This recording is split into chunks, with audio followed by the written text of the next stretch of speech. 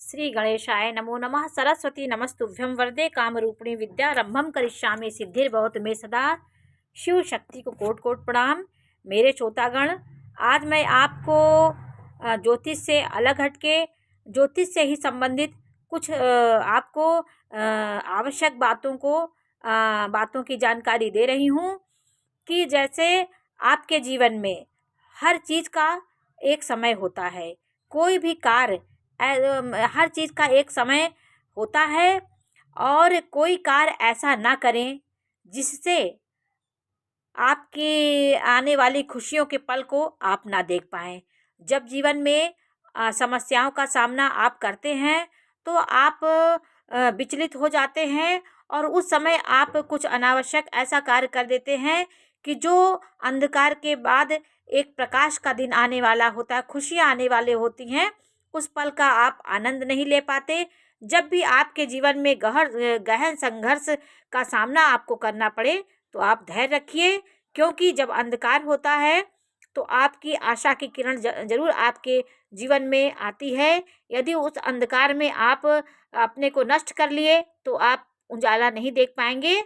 इसलिए हर चीज़ का एक समय होता है। कोई कार्य ऐसा न करें जिससे खुशियों के पल को आप खो बैठें।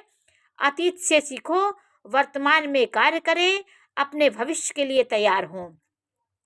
तो इन सब बातों को भी आप अपने जीवन में ग्रहण करते रहिए। जब हमारे जीवन में ग्रह अनुकूल नहीं होते हैं तो नहीं होते हैं, जैसे 7.5 आ गई, उसका पहला चरण बहुत ही अंधकार होता है। लोहे के चने चबाने के जैसा आपका जीवन होने लगता है। 2.5 साल का वो समय आपके लिए इतना कष्टदायी होता है कि उस समय अगर आप धैर्य नहीं धारण करें तो कुछ अन्य कार्य, कुछ ऐसे अनैतिक कार्य कर जाते हैं जिस पे आप समझ नहीं पाते। तो अपने कष्टों को निवारण के लिए आप योग्य पंडित के पास जाएं और उसके उपाय, जब आप 7.5 के प्रकोप में रहें तो उसके उपाय जरूर करें। हनुमान चालीसा पढ़ें, हनुमान जी को सुंदरकांड पढ़ें, हनुमान जी के मंदिर जाएं और दीपक जलाएं। शनिवार को दीपक जलाएं,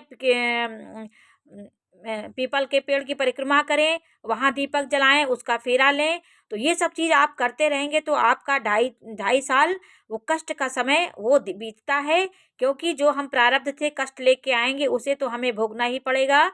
और 2.5 साल का वो पहला पीरियड बहुत ही कष्टदायी होता है। फिर दूसरा भी 2.5 साल का आता है, वो थोड़ा सा कम होता है। फिर लास्ट का आखिरी का 2.5 साल होता है 7.5 का, वो आपको बहुत कुछ दे के जाता है। तो इस समय मकर राशि के वालों के ऊपर उतरती 7.5 का प्रभाव चल रहा है, इसलिए वो राशियां बली हैं।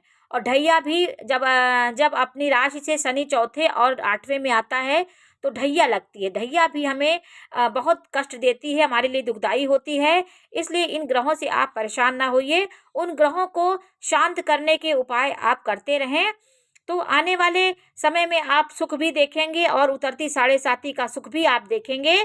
तो ऐसी आपके, अब कोई जल्दीबाजी ना करिए, आपके ग्रह समय आने पर अनुकूल हो जाते हैं।